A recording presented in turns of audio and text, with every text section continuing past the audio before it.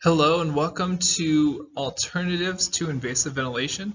So this is the second half of Chapter 4 and then a little bit of Chapter 19 in your book. And the big thing that we'll be talking about in here is really going to be non-invasive positive pressure ventilation and indications, contraindications, methods of use as well.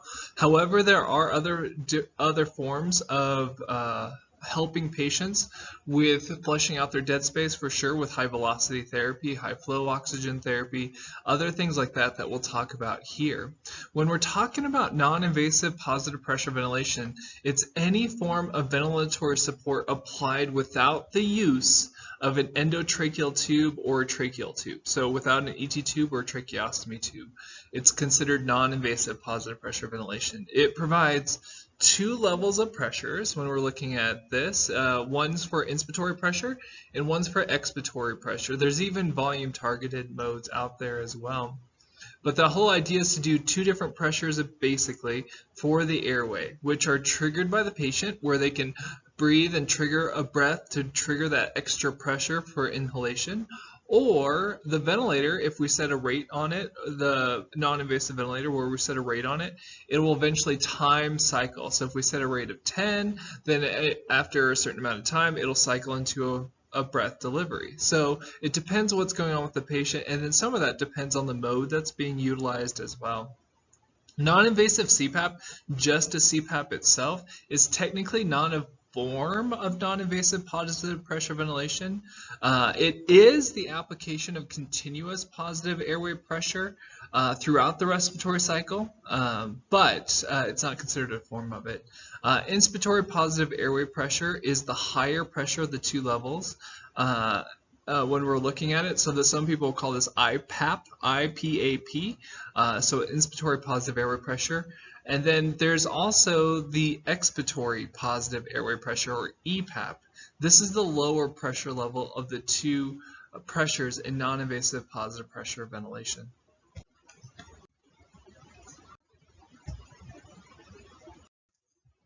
All right, so when we're talking about possible alternatives to mechanical ventilation, one of the first ones that we're going to talk about here is just supplying supplemental oxygen, and this can include a high flow nasal cannula.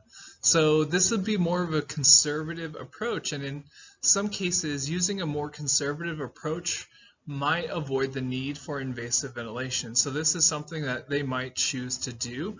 It depends on if it's high velocity therapy. There's been some anecdotal studies that show, as of recording this, that with high velocity therapy, like seen with the device Vapotherm, that it can help wash out or flush dead space that therefore would reduce worker breathing, that therefore reduces the amount of fatigue that a patient has, and it might actually help them ventilate more effectively and maybe even avoid invasive ventilation altogether. So that's something that we look at when we're looking at this whole patient scenario, if we want to try to be more conservative with the patient situation and try to help them avoid mechanical ventilation.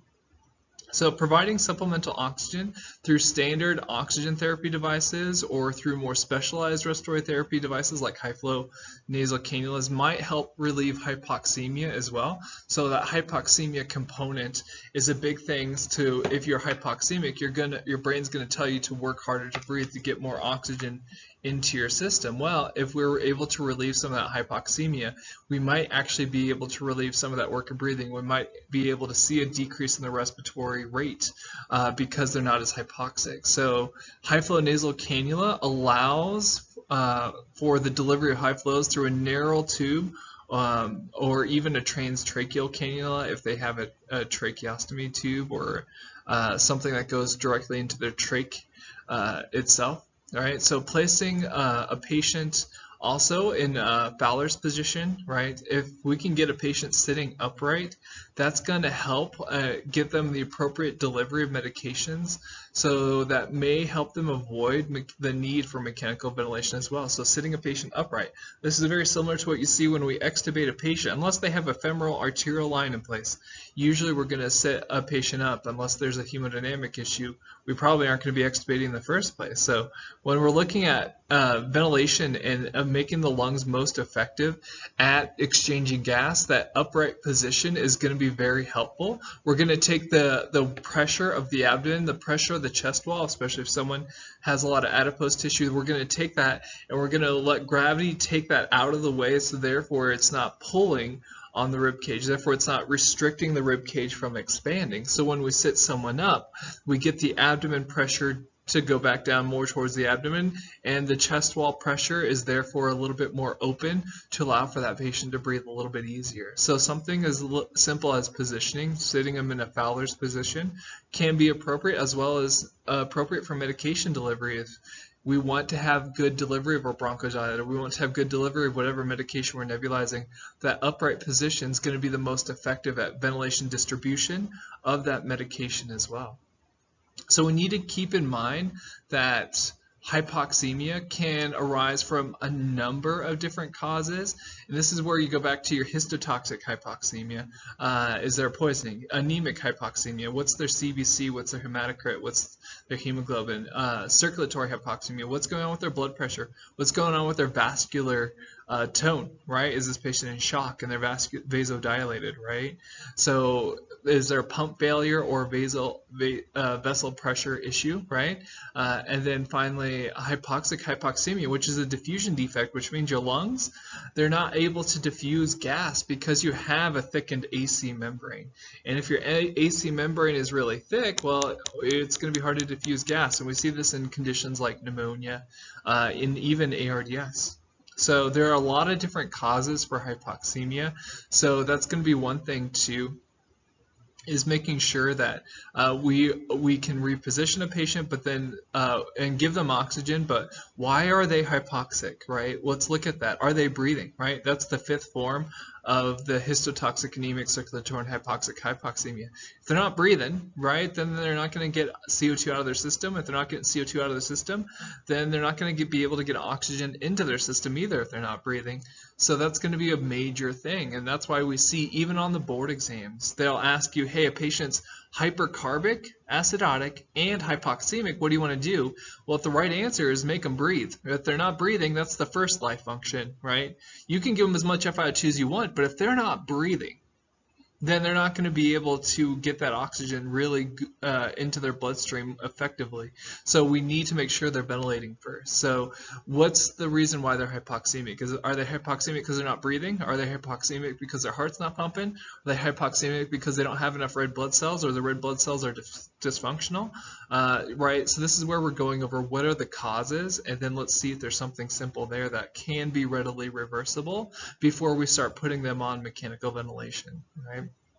So the causes should be the focus of the therapy. Once again, the causes should be the focus of the therapy with appropriate support of the patient. So oxygen therapy, repositioning the patient, giving medications like bronchodilators or mucolytics are all palliative measures that can provide transient relief of hypoxemia that might help eliminate a lot of need for it, but they do not eliminate the cause, right? We're giving them a therapeutic intervention, but it doesn't treat the cause of their hypoxemia. It doesn't treat the cause of their work of breathing. So we need to treat them in the meantime. However, then we need to start thinking about causes of why this patient's in that condition, and then focus on treating those causes. If we're able to help treat those underlying causes, we might be able to avoid invasive ventilation.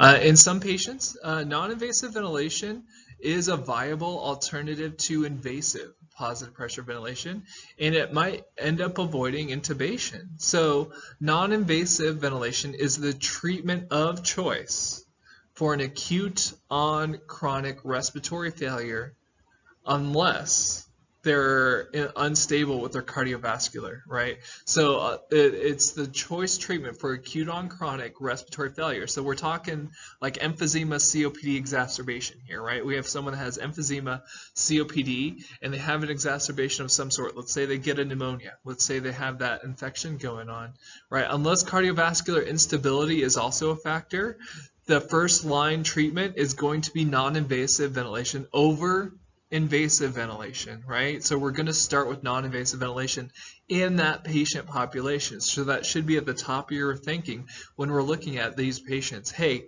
okay, this person has an acute on chronic, so this is a COPD exacerbation. Let's start with non-invasive ventilation unless their cardiovascular instability is part of it, right? If their blood pressure is really low, their blood pressure is not looking so good, so then maybe we go ahead and with invasive in that scenario. Otherwise, we're probably going to stay with doing non-invasive on those patients, right?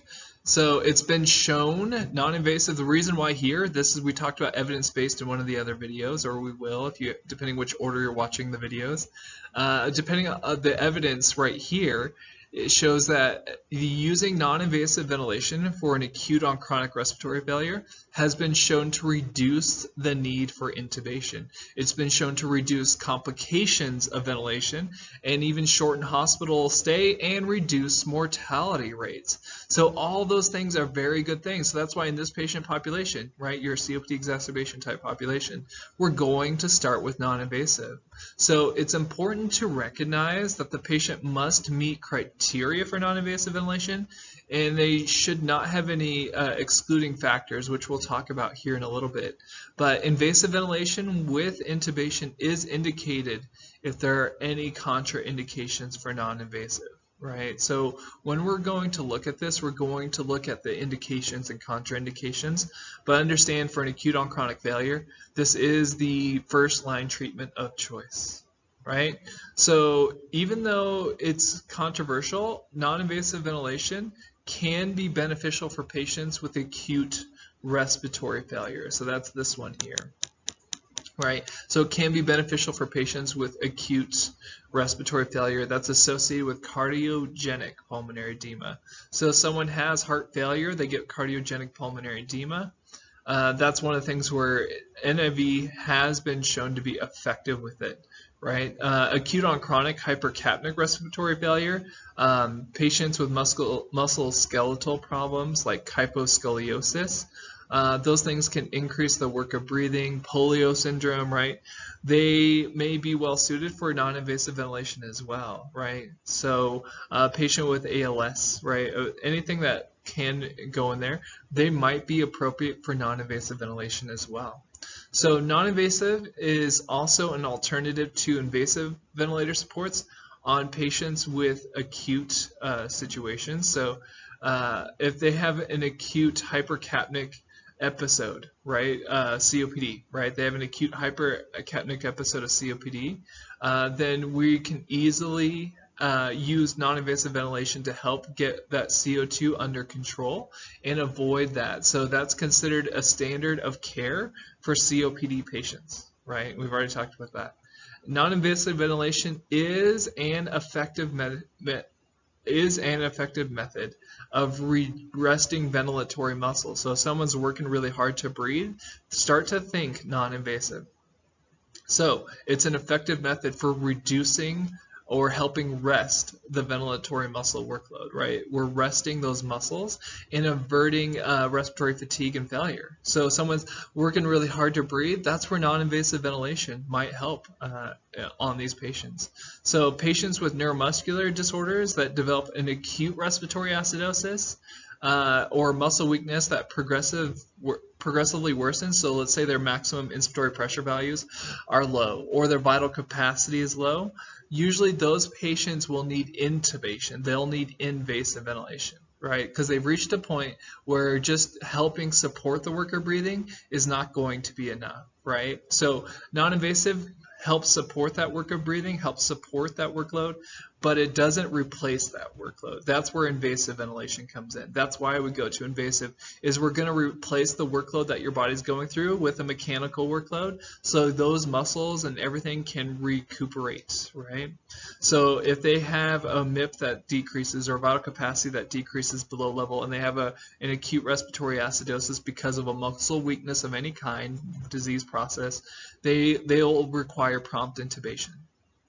So make sure you make that distinction there. So if someone has a MIP of -15, which is less than what it should be, then that's a situation where we would consider intubation versus just non-invasive positive pressure. Invasive ventilation is also indicated in patients with severe refractory hypoxemia.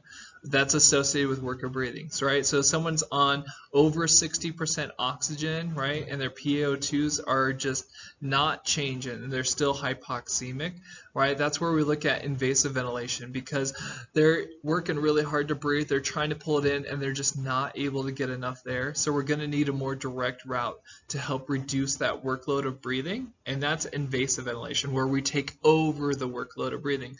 Non-invasive ventilation takes off some of the workload of breathing. Invasive ventilation takes off all the workload of breathing, depending on what mode we're using there. So that's why invasive ventilation on a patient that is refractory hypoxemic, working really hard to breathe, is indicated, right? That's why non-invasive may not be appropriate in those patients, right? Other things to think about is patients might have adverse events if the mask CPAP is used for treatment rather than invasive ventilation. So that's something to look at, especially gastric insufflation, gastric secretion. Like if we're back pressuring stomach contents, right? If they throw up into a continuous airway pressure mask, where is that vomit going to go? Well, some of it might go into the mask, but with a device that's pushing pressure into your lungs, where do you think some of that vomit could easily go? Right, and we're looking at going to the lungs, so that could be an adverse event, right? So even with appropriately selected patients and skilled clinicians, non-invasive has been shown to be ineffective in 25% of cases traditionally, right? So, and when those patients, we're looking at ultimately going to endotracheal intubation. So just because we're using non-invasive ventilation in a scenario where it's indicated doesn't mean it's going to be 100% successful, right? It means that we're reducing the chances that we're having to go on mechanical ventilation, but it won't replace the absolute support that mechanical ventilation can provide. So a little bit of history, non-invasive ventilation, you'll see here. This is an iron lung where 4 people are sharing their iron lung all together, right? It's delivery of mechanical ventilation using techniques that do not require an artificial airway. So whether an ET tube or an endotracheal tube or a tracheostomy tube. So invasive ventilation has a lot of risks that are often show increased mortality, morbidity, higher financial costs in patients. So you'll see them try non-invasive, especially with an acute on chronic failure that we'll see out there as well. Since the 80s, alternatives to invasive ventilation have been increasing and improving. I remember a picture when I was in respiratory school, my book, where they had an old ventilator, and they had to strap a mask to that patient's face, an ambu mask, right, to that patient's face very, very tightly, and use a mode on the regular ventilator, because the ventilator didn't have a non-invasive mode. And so the patient had a lot of breakdown and a lot of skin issues because they were trying to do it that way. Now we're a lot better. Now we want some air leak around the mask to allow for that skin not to have breakdown and pressure and all that other stuff. So non-invasive's really been improving a lot, especially. So we're seeing a lot better interface, a lot better compliance with non-invasive now, and a lot more clinicians are more comfortable with it now and skilled with it as well.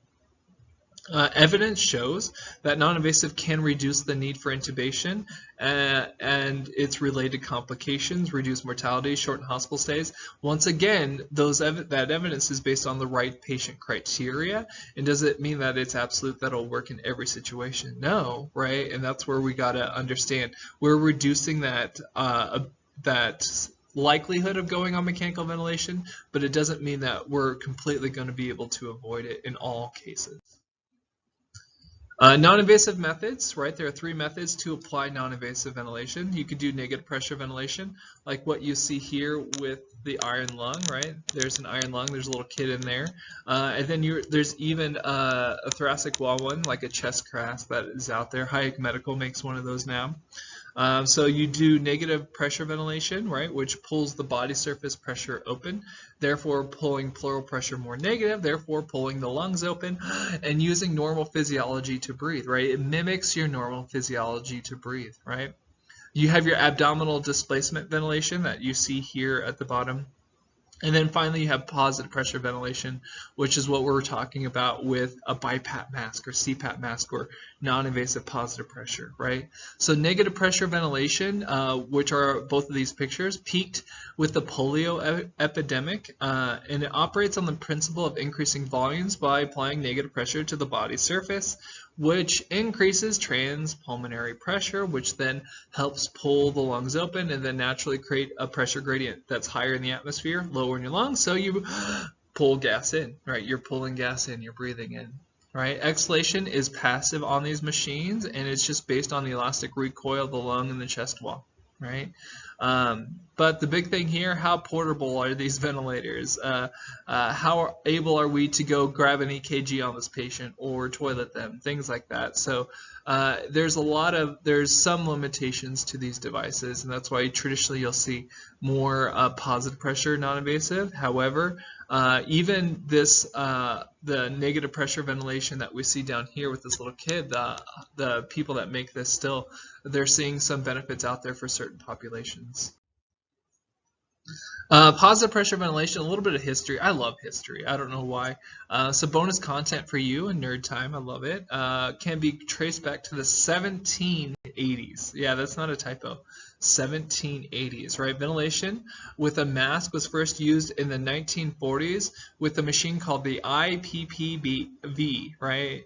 IPPV. So back in the 1940s is when they started doing it with a mask, and then volume targeted ventilators and invasive airways were developed in the 1960s, and these were the standards. And then there was a machine called the IPPB, right?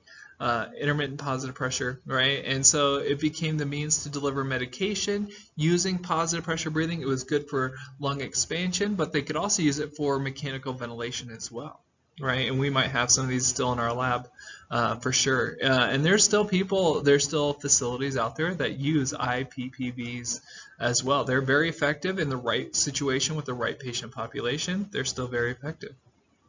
In the 1980s, evidence found that benefits of IPVB were often overstated and could be accomplished using simpler therapies. But CPAP is ultimately where we ended up going from there.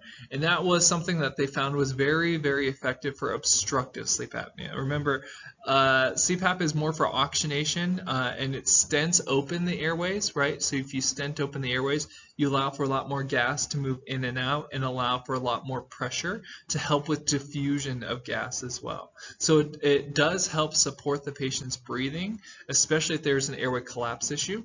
I remember we had a patient in our pediatric ICU where we extubated her, and she was working really, really hard to breathe. And I looked at the pediatric intensivist. He's like, was there anything you can do instead of us re-intubating her? And I said, well, the only thing, it looks like she has obstructive, almost like obstructive sleep apnea, so I could try CPAP, right? I could try to stent open whatever's going on with her throat. And we tried it, and it worked beautifully. Her work of breathing went down, her muscle workload went down, her heart rate went down, her blood pressure went back to a normal level, right? It took that physiological stress off of her, just stenting open her airways. So that's where we look at CPAP being that stent and helping with that diffusion of gas, where it can be a good support for non-invasive ventilation or non-invasive support just in general. CPAP has been shown to create a pneumatic splint, which is what I just talked about there, that helps prevent airway collapse. So patients that have more adipose tissue, right, your morbidly obese patients, it can be very beneficial for those patients as well. When we look at positive pressure ventilation, especially when we're looking at with a mask, it's reported to be successful in ventilation insufficiency, so building up CO2, and even in muscle weakness, so it helps take that workload off the muscles. It doesn't take it off completely. The muscles still have to be firing, but it takes that workload off of it, which can be very helpful to those patients. So when we're looking at the masks, and I hope that we'll talk about a little bit here, but the interface too, if it's just nasal pillows or just a nasal mask itself, it has different dead space than a full mask, right? And so even looking at the different interfaces can change how effectively a patient can ventilate. If I'm only ventilating to their nose, this is a very small portion of their airway, and they could be losing pressure, they could be losing gas or entraining gas with their oral pharynx, right?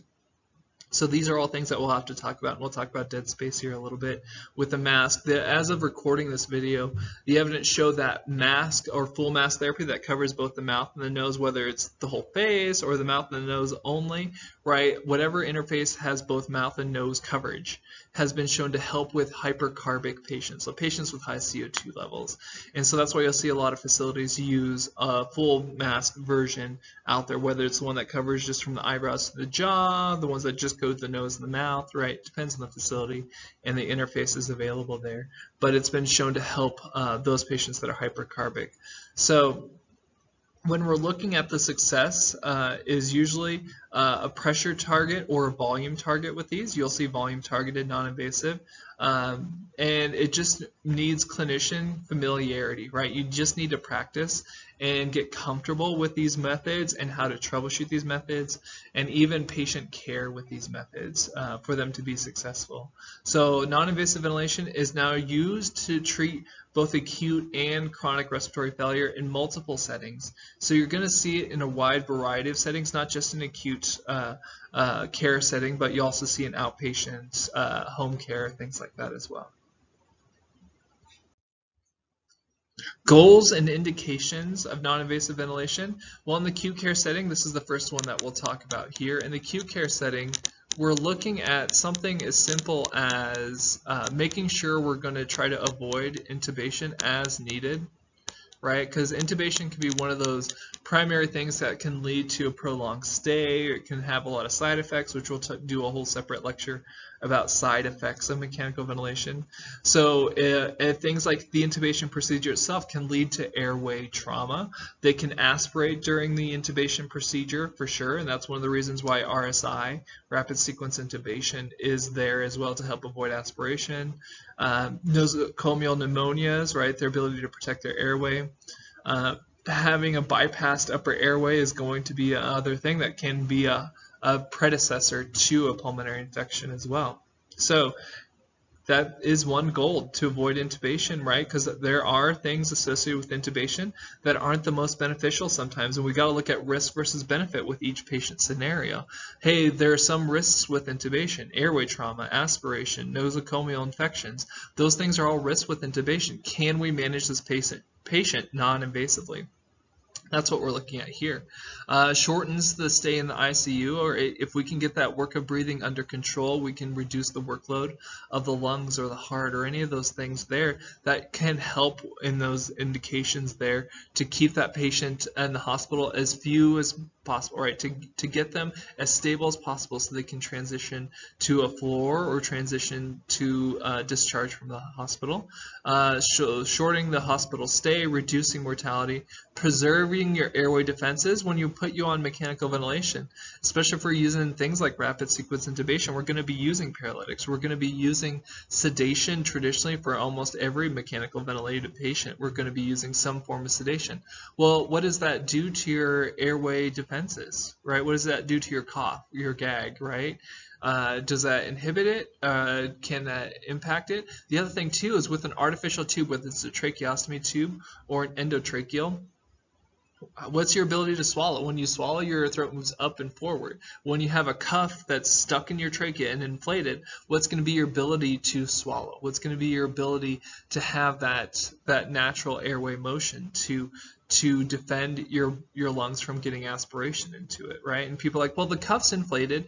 I don't need to worry about airway defenses. No, there's things called passive aspiration, where fluid can build up from the oral pharynx right on top of that cuff, and then it just micro aspirates. It leaks through the sides of the cuff of the endotracheal tube or the tracheostomy tube. That's why we do oral care. That's why we do those things as well, to help with a micro aspiration and avoid anything from culturing back in the throat. Because is that patient going to be swallow going to their stomach if their mouth and trachea are stuck, right? What's going to be your ability to swallow with your esophagus? It's going to be pretty impaired as well. So preserving the airway defenses is kind of a big deal. Reducing the need for sedation. Sedation, usually we don't heavily sedate our non-invasive patients, but with mechanical ventilation, we're using lower levels of sedation than we used to for sure. But we're going to need to require less of it, because is there something stuck in your trachea? Right? If there's nothing stuck in your trachea, that doesn't sound comfortable to me, right? Having something, a tube stuck in my trachea is not comfortable, so we're going to need some form of sedation. I'm going to have a bunch of lines put in place, right? We're going to reduce that need for sedation with non-invasive ventilation. The other thing, comfort. Can I take breaks? Can I take it off, right? Can I, do I have issues with vocal cord trauma? Do I have issues with anything like that? So it can improve comfort and also knowing that I'm not dependent on that mechanical ventilator as well. In the chronic setting, so this is the next part here, the chronic setting, that's where we're going to look at these patients. It should help alleviate symptoms of chronic hypoventilation. So things like obesity-induced hypoventilation syndrome, right, OHS, it should help reduce that. I remember having a patient post-op who was not interactive with her family, was not interactive with the care team, and the surgeon that performed her procedure was asking me what could be going on, and my suggestion was that this could be just a secondary sleep issue because of her body habitus, other things that I was seeing with her. So we trialed her on non-invasive for the night. So they ordered her to go on non-invasive for the night. The next morning, went in to see her, whole new person, interactive, excited, right, whole different thing. So chronically, she was one of those ones that would respond well, or did respond well, to that non-invasive support. And you'll see that in chronic settings or even home care as well. We're going to see an improved duration and quality of sleep. It improves functional capacity. It prolongs survivability. So there's a lot of goals and indications that we see with non-invasive support. All right, so what are some indications of non-invasive support? So there's at least 2 of the following factors should be present. So this is kind of a slide you should pay attention to, right? At least two of the following factors should be present. A respiratory rate greater than 25, so we're talking adults here, right? We're not talking neonate pediatrics. So adults, the respiratory rate greater than 25. A moderate moderate to severe respiratory acidosis. So we're looking at a pH 725 to 730. So if it's below 725, we're thinking intubation traditionally. But if it's 725 to 730, that's still non-invasive area. CO2 anywhere between 45 and 60, right? So if you get a CO2 of 105, that would be more on the intubation side of things versus non-invasive support. So CO2 45 to 60. So these values, very important to pay attention to, right? And moderate to severe respiratory dyspnea with accessory muscles or a paradoxical breathing pattern. So when we're looking at the muscles, the workload, or the breathing pattern being altered, that's when we're thinking this could be an indication for us to go ahead and try this, especially if they're tachypnic, their respiratory rate's greater than 25, or we draw an ABG, arterial blood gas, and see that their pH is in the 727, right? So this would be a good patient to trial non-invasive with.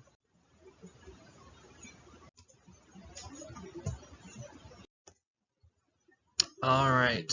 So physiological goals for this, right? And then one of the big ones here is to improve gas exchange by resting, right? It doesn't say taking the workload over, but by resting the respiratory muscles and increasing alveolar ventilation. So we're taking some of the workload off of that, which is going to help with oxygenation, because are you expending as much oxygen consumption for those muscles? No, right? You reduce your oxygen consumption needs. So your gas exchange should be able to improve, and then it should help rest those muscles, which help with increasing alveolar ventilation. In other words, you don't have to work as hard to breathe. We're taking some of that workload off by using a machine to help you. Reducing the diaphragmatic pressure swings, right? So we don't have to pull in as hard to take that breath in. So we're not going to have to work as hard with our diaphragm. We're not going to have to overcome our body surface pressure, whether it's abdominal pressure or chest wall pressure. So it should help reduce diaphragmatic pressure swings as well. Using CPAP, really in some patients that have air trapping issues or auto PEEP issues, should reduce the work required to pull the breath in, because they have to overcome around 3 to 5 centimeters of water pressure just for a normal breath. Now you have a lot of extra positive pressure left over their last breath, right? Because now they're air trapping. They have a lot of positive alveolar pressure. Well, that 3 to 5 pleural pressure to pull it now has to do 10, right? It has to do way more pressure to create that negative alveolar pressure. So you're having to work harder to pull a breath in. So that's where even using something like CPAP, right, that continuous positive airway pressure, can really offset an air trapping patient and help reduce whatever pressure is required to initiate that breath. So it should help reduce their work of breathing. It should help them breathe more comfortably. Also, pressure support really facilitates inspiration and increases tidal volume. So we're augmenting their minute ventilation. We're not controlling it. We're just augmenting whatever they're doing. We're just making it more effective, right? We're allowing for more minute ventilation. We're allowing for a better tidal volume for those patients. So the more pressure support we give, the more augmentation of tidal volume that we're providing, right? When we're looking at resting respiratory muscles, we're really trying to help those muscles recover before they go into fatigue or failure. And so when we're resting those muscles and improving tidal volume, we're going to have a natural result of a lower CO2 level, right? We're going to be having better respiration, right? So better respiration leads to better oxygenation, because we get rid of CO2, which means there's more room for oxygen to get in.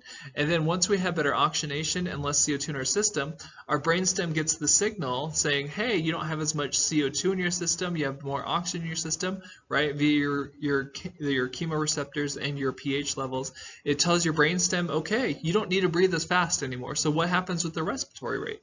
The respiratory rate's naturally going to slow down. So we're resting the muscles, we're augmenting that tidal volume, allowing for better CO2 elimination, which allows for better oxygen delivery, right? And so that should see a decrease in the respiratory rate. So here's the scenario. You'll put a patient on non-invasive support and you see the respiratory rate start to decrease. You see the work of breathing start to decrease to a normal level, right? To a normal level.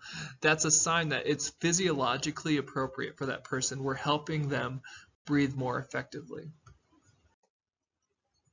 So starting with non-invasive, initial settings, you'll see these, always follow your hospital's policies and procedures, but these are some initial settings. So your inspiratory positive airway pressure and your expiratory positive airway pressure, we talked about those on the title slide there. Initial settings, usually the IPAP is about 8 to 10 centimeters of water, and your EPAP's around 4 to 6 centimeters of water. So you usually want a little bit of a gradient there, right, which would be your sort of pressure support, right, that gradient there. So pressure support should be a minimum of 4 centimeters of water pressure. Oh, looks like that could be a good question to remember. Pressure support should be a minimum of 4 centimeters of water. We're going to usually use a backup rate. Rise time is how fast we're giving it, and inspiratory time is how long we're providing that pressure for.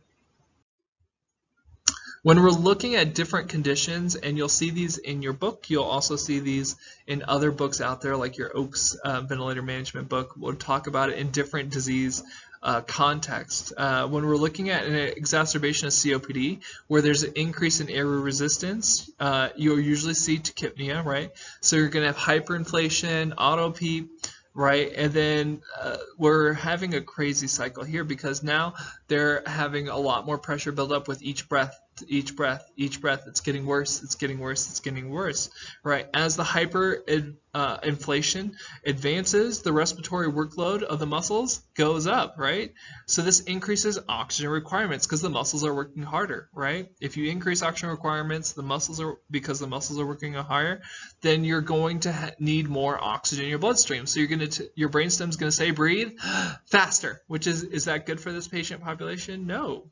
Right? So they're going to have more air trapping because that reduces their expiratory time. Once again, time constants, right? So now they're going to have even more air trapping, and they're going to have to work harder, and they're going to have more oxygen requirements. You see how this crazy cycle goes into place? So this whole thing leads to hypoventilation eventually and leads to muscle fatigue. And that's going to be one of our primary things to avoid, and that's where non-invasive ventilation can come in handy in this patient population. So therapies for this patient, we can do bronchodilators in line with non-invasive support. Anti-inflammatory agents, whether inhaled or systemic in this situation, we can use those. Obviously oxygen, which can be delivered with this device.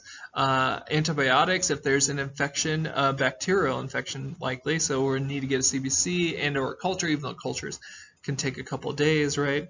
And then obviously ventilation. So we're looking at non-invasive support being one of your primary therapeutic interventions for a COPD or an acute on chronic exacerbation.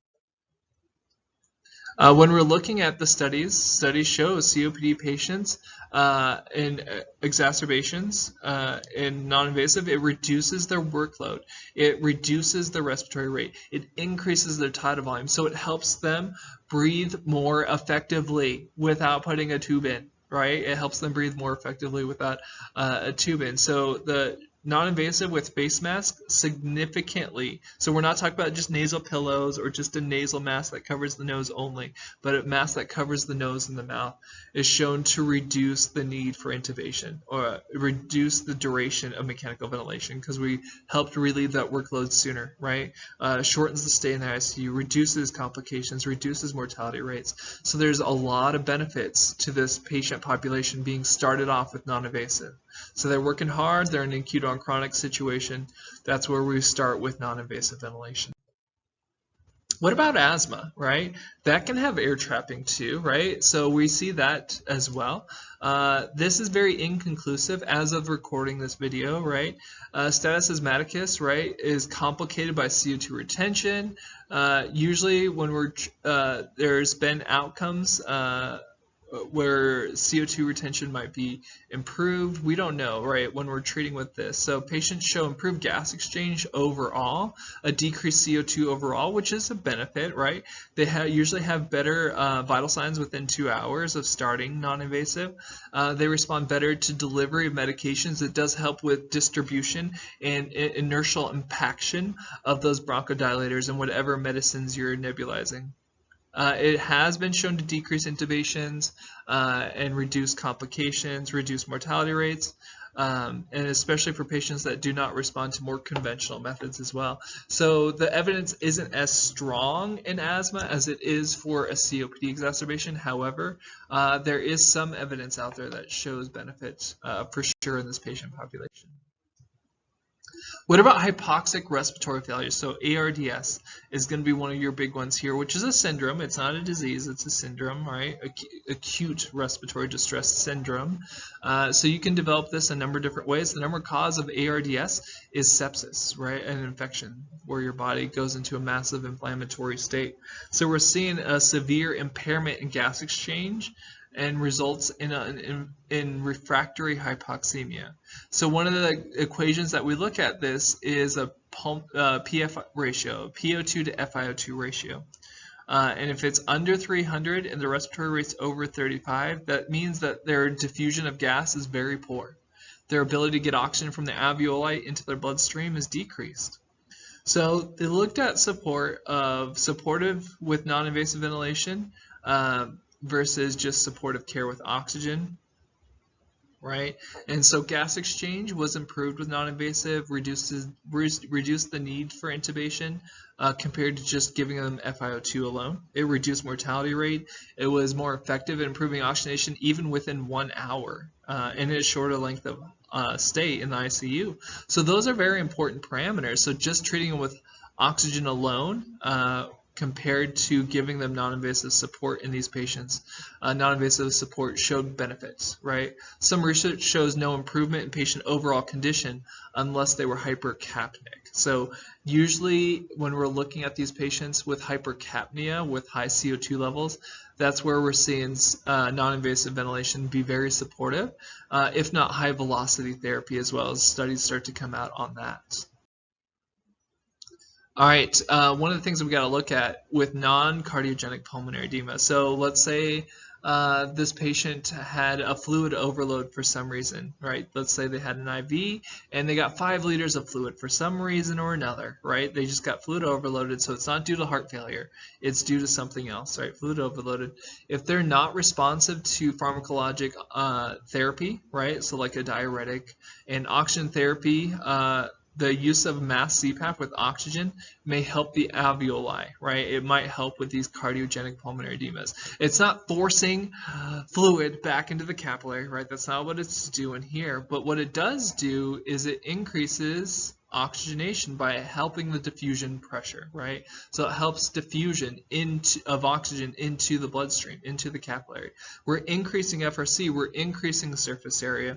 We're improving lung compliance, because what happens with surfactant if we get a bunch of fluid built up in our lungs? Well, surfactant then gets depleted, right? It's not that it's decreasing, it's just that it's getting diluted, right? So that will make the patient work harder to breathe, because now they got to overcome surface tension to take a breath in. So it will reduce work of breathing when we start to restore surface area as well.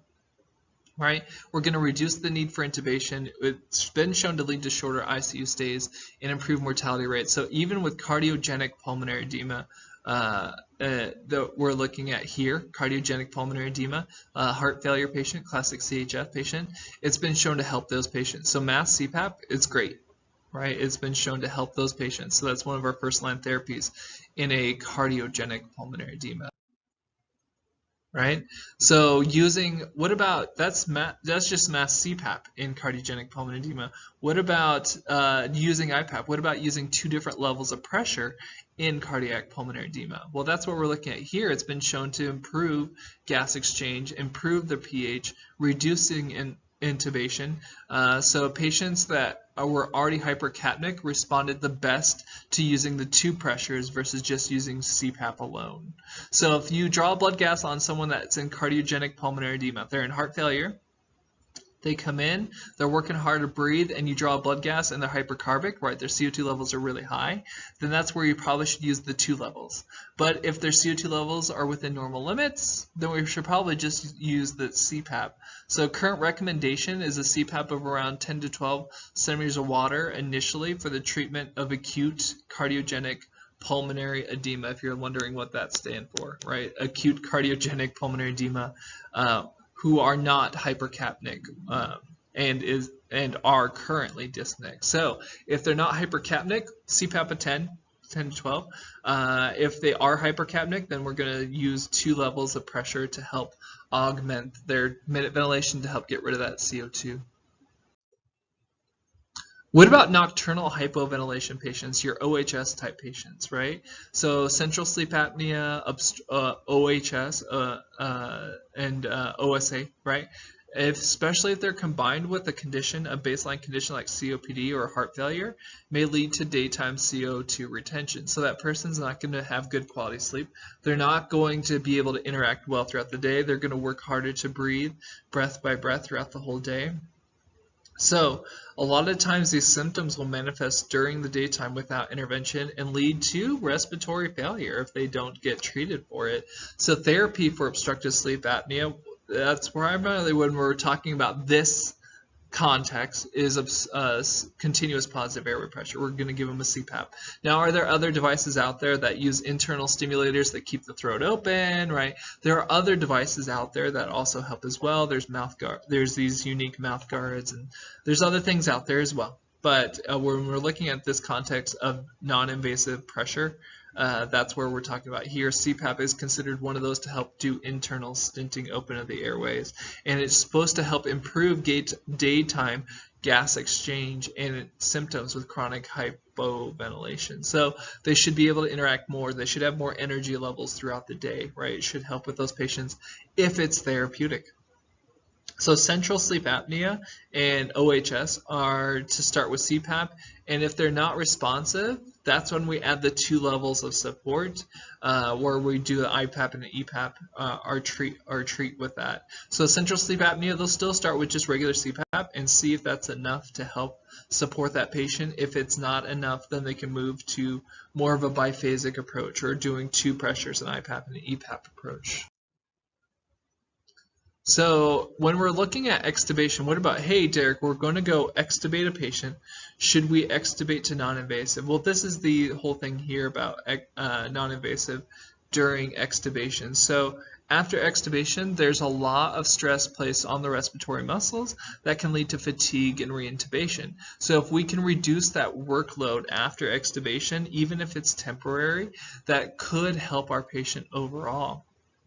So non-invasive can be used after extubation on patients showing signs of fatigue, right? And I gave you an example earlier of a pediatric patient who had signs of airway collapse or airway narrowing, where they were working hard to overcome that. And so if they're starting to work hard afterwards, we can try non-invasive support. And there's a good news. Most critical care ventilators out there have a non-invasive mode on there. So always check with your devices. Be a master of what device your hospital uses as well. When we're looking at non-invasive, it's shown to reduce worker breathing and maintain gas exchange. So we extubate that patient, they start working hard, let's go ahead and support them, right? It's been shown to shorten the duration of invasive ventilation. According to studies, patients were less likely to need a tracheostomy tube, right, if we use non-invasive support on these patients. So extubating to non-invasive, a lot of people say, hey, what's the point? Hey, there's a chance where this could actually help reduce and help this patient get out of the hospital without a tracheostomy tube, and help reduce that need for that exacerbation getting worse. All right, what about patients that have a do not intubate order, right? Can we use it on those? It is considered an alternative therapy for these patients. Studies showed that end-stage COPD patients, that non-invasive was used and weaned, so they were able to get off of it, just having it through a COPD exacerbation, but did not want to go on mechanical ventilation. So can it help in this patient population that has a do not intubate order, but they need ventilation support? Yeah, right? There's evidence that supports that. A lot of these patients would not have survived their acute on chronic process if they had not been placed on non-invasive ventilation. So patients with acute pulmonary edema, right, may benefit from support with non-invasive ventilation as well, without having to intubate. And even survival was not improved with these patients. In other words, we had issues here with the studies because there was pneumonia or cancer going on that sort of make it hard for us to collect quality data in this scenario. What has been shown in these patients, it's been shown to help relieve severe dyspnea and preserve comfort. So you might see it on a patient, we're not going to intubate, they have a do not intubate order, but they're working hard to breathe, they feel like they can't take a breath, right? And no one should feel like they can't take a breath in. And so that's where non-invasive ventilation can help them feel more comfortable. Even though it doesn't look comfortable from our aspect as the provider, from the patient's aspect, they might feel that relief. They might feel that workload decrease. It might help them feel more comfortable, right? So that's where your interface and the patient's interface with it can be altered a little bit. All right, it can reduce the process and allow them to live an acute process, allow them to live longer. If they have a pneumonia that's developed, and we get them over it until the antibiotics kick in and do the things that they need to do for the bacterial pneumonia or things like that, it can help reduce that acute process and allow them to live longer versus just no ventilation support whatsoever, right? The argument against non-invasive in these patients is it can prolong the dying process. However, that's something that we got to see. Is this process somewhat reversible in the scheme of their disease process? Like, do they have an acute pneumonia, and if they get on this, they would still have a long time to live after that, right? That's where we look at quality of life, things like that. It can add to patient discomfort. That's where we come in to do what we can from our aspect to help that patient be more comfortable. And it can consume time and resources, especially if we have situations where non-invasive support is very minimal or equipment is minimal if we go through a situation like that. Those are the arguments against it for these type of patients, but patients and family members should be told it's a form of life support and it can be uncomfortable. It doesn't mean it will, but it can be uncomfortable and it can be removed at any time. Right? So that's sort of that balance to it. So you'll see that both sides of the argument out there. The big thing here is really what's best in each scenario that we have to look at as a care team, and then as the family and the patient looks at it as well. All right, big thing when we're looking at non-invasive support is humidification. Even though we're using the upper airway to deliver this gas, that we're delivering gas that's usually traditionally dry.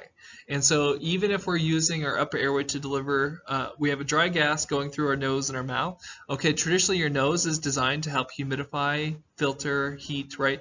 Help all that condition that gas. So when it gets into your lungs, it's been filtered, humidified, heated, right? Well, when you're using high pressure, when you're using high flow rates, when you're using this support, your natural humidification of your nasal pharynx, your upper airway, is not going to be enough to condition this gas to your lungs. And so then you're going to see issues with a lot of mucus that can get dried up. You're going to see drying of the mucosal wall. That drying of the mucus will increase airway resistance. The patient's going to have discomfort. And a lot of that discomfort will lead to non-compliance. So when we're looking at this, using humidification is not a bad idea, right? And in fact, follow hospitals and policy procedures, but that humidification could easily help lead to more comfort, right? It improves comfort and compliance, which means they're using it, right? This isn't a case where we're using a heat moisture exchanger. That increases the air resistance, which is one of the things we're trying to overcome here is the work of breathing, right? If you're trying to breathe through a small straw, you're going to be working hard to breathe through that small straw. So when we're looking at this, we're looking at humidification, but not through a heat moisture exchanger, but through a humidifier, right? So if we're trying to reduce work of breathing, an HME sort of defeats that purpose there when we're looking at this. So humidification, even though we're going through the upper airway that naturally humidifies, it's not going to be enough to catch up with what we're augmenting here. What about weaning in non-invasive? Well, this can occur in hours to days. I've taken care of patients in the emergency department where it's been an hour or 2 hours of just some non-invasive support and they're already looking better and they get admitted to a floor unit, right? Or we've seen patients where after a couple of days they finally are able to get off of it, right? So this is where it's variable depending on the patient's baseline health, the baseline status of the disease process, how severe the disease process. There's a lot of factors that go into that. So that's why it's hours to days. So there's no established evidence-based technique for weaning traditionally, so you're going to see some variability here. The most common approach, though, is to increase periods of time off, or breaks, or vacations, or even some people call them holidays, right? So take holidays off of it, or sedations off of it, or not sedation, but take time off of it, right? So we're slowly spending a half hour off. An hour off, so on and so forth. Or now we're finally worked our way up to where we're spending 6 hours off of it, right? So just to increase periods where it's not on, which is going to help with skin as well, because skin is going to be one of our primary concerns when we're pushing a positive pressure mask on our skin, especially our face, where we don't have a lot of muscle, we don't have a lot of meat, we don't have a lot of that stuff to really help. And so a skin breakdown can be a big thing that we have to worry about with these patients too. The other thing here is we're going to need to look at their toleration and use of oxygen to supplement when we take them off. So if we take them off, we might have to use something like a high flow oxygen device to help support their needs. But if they're working too hard, if they have too much distress taking it off, then obviously we need to terminate that time period off. But in the meantime, if they have adequate ventilation, oxygenation, and the work of breathing is appropriate, then they can take those time periods off of it. Right. Another approach is to gradually reduce your pressure support, reduce your IPAP, to let them assume more of that work of breathing on their own, to see if their muscles have recovered or recuperated to the point where they can start working on their own to breathe, but we're just giving them that continuous pressure. So if we keep reducing that pressure support, that might be a way to sort of see if the patient's ready.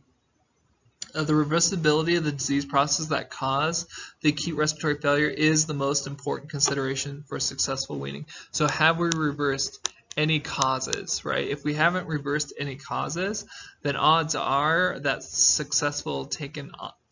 being successful taken off of them is going to be very minimal. Right, so we're going to have to look at, why is this patient on this? What was it? Was it a pneumonia? Has the pneumonia shown that their X-rays are getting better? Their oxygen requirements are decreasing, right? Are we seeing that improvement change?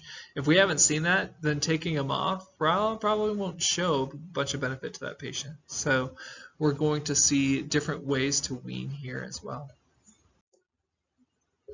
Success with non-invasive ventilation, it's been shown to improve patient comfort. It is indicated by decreased respiratory rate. So if I put someone on non-invasive support and I start to see the respiratory rate slow down, their work of breathing decrease, right? They're not using as much accessory muscles, and they become more synchronous with the machine, then that's a sign, okay, they're looking pretty comfortable with this, right? It's helping them physiologically be supported. Does it treat the underlying condition? No, but it does help support them in the meantime.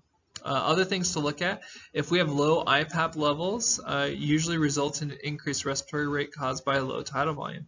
So that's something that we'll have to look at there, right? If their tidal volumes are starting to improve, the respiratory rate's starting to improve. If we increase IPAP to maintain an exhale tidal volume around 5 to 7 mLs per kilo per predicted body weight or higher, those are all things that can help. Adjusting the EPAP can offset possible intrinsic PEEP, and we've talked about this in other lectures before, but that will help with reducing that workload of the pleural pressure, that will help with reducing the workload of breathing overall, and that will help with their oxygen requirements. That should also help stent open those floppy airways that tend to prematurely collapse, right? So adjusting that EPAP might actually help in patients that are auto-PEEPing. So if I see a lot of air trapping on my COPD patient, then I can increase my EPAP, right? And that would actually help, because now I'm distending that pressure. I know it sounds counterintuitive, but now I'm giving more mechanical pressure to stent open those floppy airways that patient has that prematurely close and trap gas in. So if I increase EPAP or CPAP, or if they're on a ventilator, PEEP, right? If I increase that setting, then that allows for more stenting of the airways, so that allows for better gas exchange or more complete exhalation on that patient. If EPAP is increased, IPAP may need to be increased as well, right? So let's say we have someone that's a COPD exacerbation and they're air trapping, and I go up on their EPAP, their expiratory positive airway pressure. Well, what happened to my pressure support? My pressure support decreased, so therefore I'm going to have to go up to maintain my pressure support on my IPAP, right? So that's something that you'll have to watch as well. So absolute contraindications. These ones are absolute contraindications to non-invasive support. If the person's in a respiratory rest, they're not breathing at all, you've passed the boat on non-invasive ventilation. They're in a cardiac rest, it's not for them. Cardiovascular instability, we talked about that one earlier. They're hypotension, they have dysrhythmias, they have an acute myocardial infarction. That's not going to be the patient. That's not enough support for that patient. Non-respiratory organ failure, so encephalopathy, GI bleeds, surgery. If they're hemodynamically unstable, once again, with or without angina, right? Those are all patients that non-invasive support is not enough support for those patients.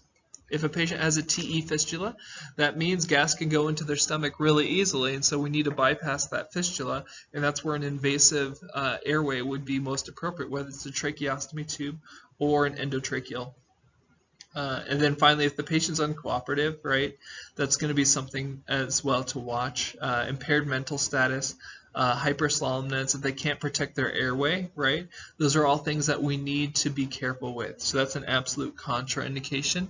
Now, are there cases out there where someone might have a CO2 of 80 and they're very sleepy and they're acute on chronic and the care team might decide to use non-invasive? Does that exist out there, and have I seen it work? Unofficially, yes. So you'll see where it's a contraindication out there, but as always, you're going to have to look with your care team. This is an absolute contraindication. These are discussions you need to have.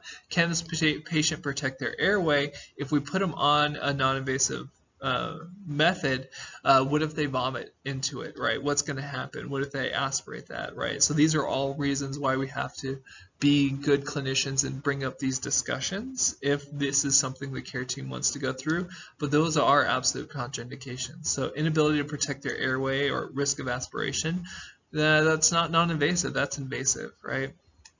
If they've had a facial surgery or head trauma, anything like that, like broken maxillary bones, things like that could easily make that worse when we start to put a mask like right over those injuries or trauma. So those are all things that are considered absolute contraindications. Relative contraindications, they have a lot of copious or viscous secretions. We can still do it. However, we just got to worry about the airway drying up. So this is where humidification and airway clearance therapy, which you can still do during non-invasive support, could be indicated. And then fixed nasopharyngeal abnormalities like a partial choanal atresia or deviated septums, things like that. Could be a relative contraindication, but doesn't mean we can't use it, especially if it's a full mask for an adult that has a deviated septum, right? Not as much of an issue. Extreme obesity, those are patients that we could try it. It's a relative contraindication if we're not able to get that good gas delivery, if we're not able to provide enough stenting pressure or bypassing that obstruction, and then bypassing that loss of pressure as we're starting to go down there. Conducting zone. Any of these alone here, right? Any of these here alone is a contraindication to non-invasive, right? So this is where we would change a person from being in non-invasive ventilation to intubate. Derek, we have a person that's on non-invasive ventilation. When do we switch them over to intubate, right? And that's what we're looking at here. Hey, if we have a person that's in a respiratory rest, that's contraindication for non-invasive, we probably should consider intubation as long as that patient has that will to do so, like a living will, or right, as long as there's an order to, right? A respiratory rest, respiratory rate greater than 35 means we're not catching up with them, right? We're not supporting their needs. They need more support than what the non-invasive is giving them. Severe dyspnea, they're still working hard to breathe. Right, that's a sign that we need to switch them over. If they're hypoxemic, refractory hypoxemia, and their PF ratio is less than 200, right, that's a sign that this person needs more invasive support than what we can give non-invasively. If they're in a severe acidosis, we're looking at 725 or below, right? Hypercarbia, anything over 60, that's a sign they're not ventilating appropriately. So let's do a machine that's more effective at ventilation, which would be invasive ventilation, right? Sleepy, impaired mental status, right? That means they don't have the ability to take their mask off if they vomit, things like that. Cardiovascular complications, we talked about this before, especially. They're hypotension, they're in shock, they're in heart failure to the point where their cardiac output or their blood pressure is compromised. That's when we need to switch them over, right? If their mean arterial pressure is okay, their cardiovascular complications, they don't have any arrhythmias that are considered life-threatening or significant, then we might go ahead and just leave them on a non-invasive. But when we start to develop hypotension, when they start to develop shock or heart failure, that's a sign their heart failure is affecting their blood pressure significantly. It's a sign we probably need to go to invasive support.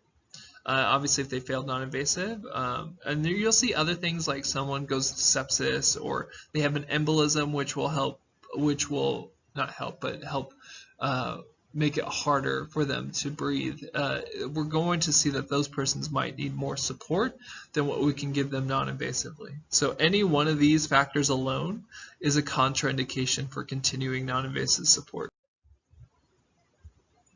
All right, what about intubating without ventilating a patient? When would this happen, right? So some adults must be intubated because of like an airway obstruction, like they aspirated something like a corn dog, right? They aspirated something, or to protect the airway. What about removing secretions, right? We need to intubate and do a bronchoscopy procedure to remove secretions, right? So there are other things that could require intubation but may not include mechanical ventilation, right?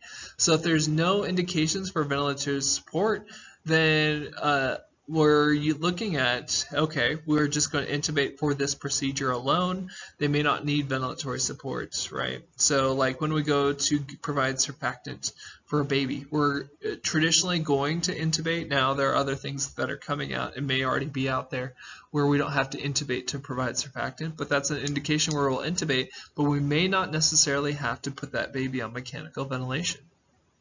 All right, so if there's no other indications for ventilator support, we're on an adult, we're usually going to use a 7.0 ET tube, millimeter ET tube, or larger when we're looking at this. When work of breathing is related to resistance of the ET tube, usually it's anything less than 7 millimeters, right? So we're going to use 7 millimeters.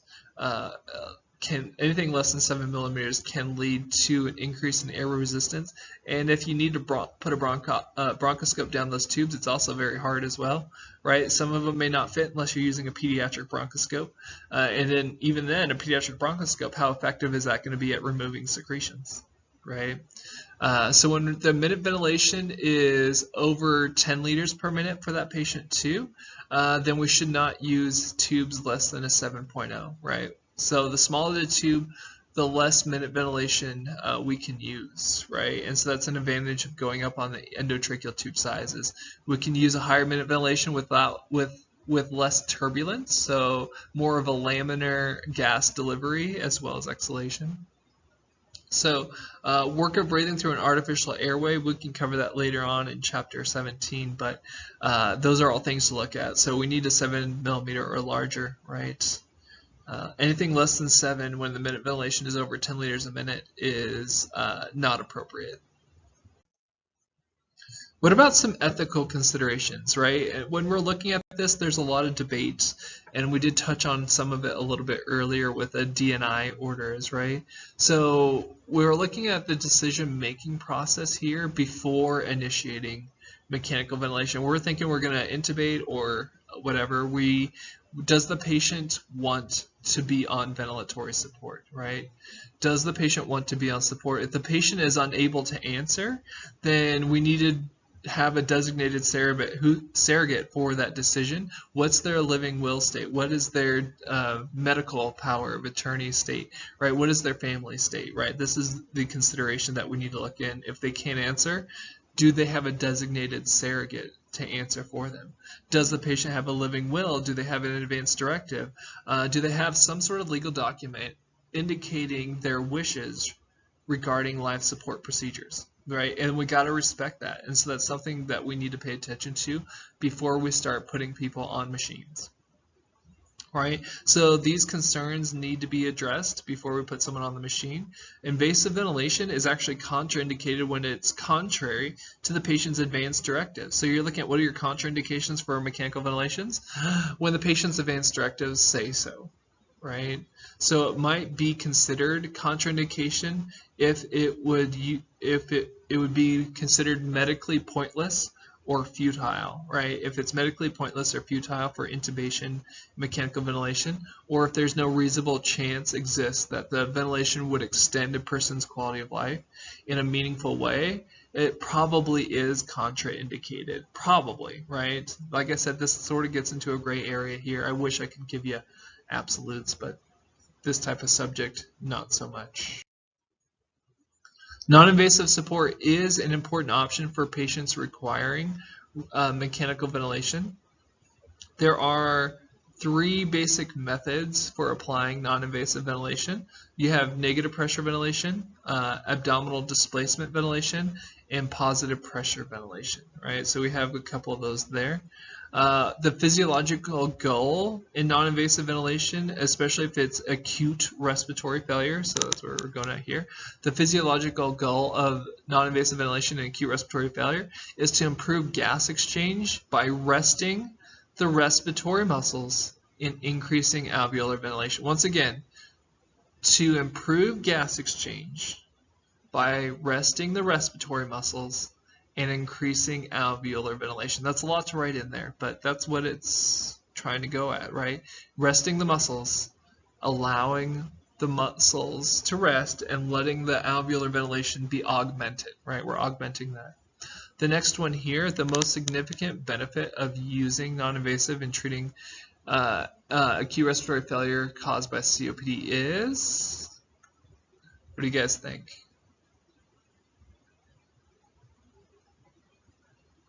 The most significant benefit for the COPD patients would be avoiding intubation, right? We did talk about this at the beginning. If we can avoid intubation, intubation can lead to a long hospital stay. It can lead to a higher mortality rate.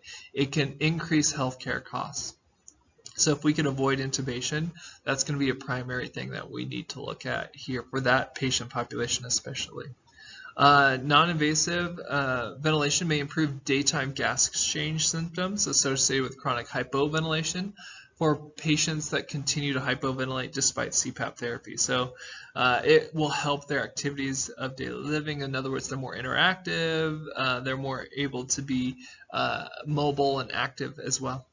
So those are all benefits for those patients that who are associated with chronic hypoventilation, where CPAP is not cutting it for them. And then non-invasive ventilation can be used to reduce work of breathing and maintain adequate gas exchange in patients who show fatigue after extubation. So extubation goes into that slot there. So patients who show fatigue after extubation.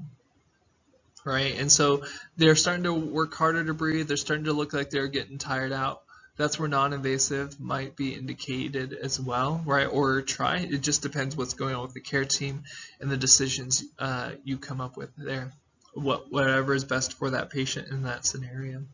A patient with terminal or advanced disease that develops acute respiratory failure are usually not good candidates for endotracheal intubation, right, and mechanical ventilation. So what we're looking at for those patients is non-invasive might relieve severe dyspnea in these patients, might help ensure more comfort, less sedation on board, right, less costs, so on and so forth. So it actually might help relieve distress in those terminal patients that have dyspnea as well.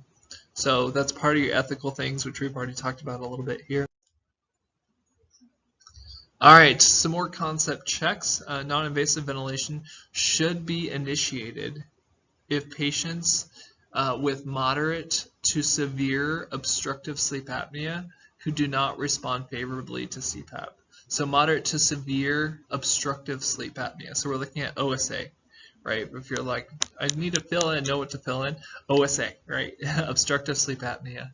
So usually if they're not responding to CPAP, those OSA patients, that's something that we need to look at doing two phases, right? NIPAP and EPAP with those patients. Excessive drying of the nasal mucosa. So excessive drying of the nasal mucosa is a common complaint that they receive with CPAP and non-invasive. So there are drugs out there. There's things like the air gel, AYR gel, right? There's other things out there too. It's something to always talk with the pharmacist about. But hey, what about humidification too? Right, and that can be a complaint too, especially if they don't have a heated wire circuit at home. They can get rain out, and that rain out would then give them some a lot more humidification than they're worried about, right? It'll slush some water into the airway. So those are all things that we can look at improving, like, hey, cut some toes off some thick socks, insulate that circuit, right? There's other things out there too. Don't have to listen to what I'm saying there. But try to address that nasal mucosa drying, right, is something that we should look at. The type of interface as well, we talked about this, can influence the effectiveness of non-invasive. So nasal masks have a lot less mechanical dead space than a full mask, and that should reduce the potential for rebreathing CO2. So if it's a nasal mask, there's less likely they're going to breathe a lot of CO2 into a mask that just goes over their nose than a mask that goes over both their nose and their mouth. So that would change the dead space, obviously, right? And reduce the potential for rebreathing CO2. However, when we're looking at effectiveness of non-invasive support, full mask and hypercarbia have been shown to improve CO2 removal. So there's a plus and benefit, there's plus and minus with it. Non-invasive ventilation is more likely to be successful in the acute care setting for patients who are alert and cooperative. So these are patients that can protect their airway. They haven't developed a severe acid-base gas exchange. So let's say they're 7, 3, 4, right? 7, 3, 0. So they're in an acidosis, but they're not in a severe acidosis, right? So patients that can protect their airway, they don't have a severe acid-base exchange abnormality. That could be the potential helpful in that situation. Complications of non-invasive include aspiration pneumonia, mucus plugging, right? That's another one. So in aspiration pneumonia, we talked about that. Sometimes these patients may need an NG or an OG tube to help relieve gastric insufflation as well while they're on non-invasive. So aspiration pneumonia easily. Mucus plugging, drawing out secretions. That's where humidification, airway clearance therapy, things that help humidify the gas and help mobilize the secretions might not be a bad idea. Hypoxemia, and hypotension, respiratory arrest could easily happen, especially if we institute non-invasive too late in their current physiological state.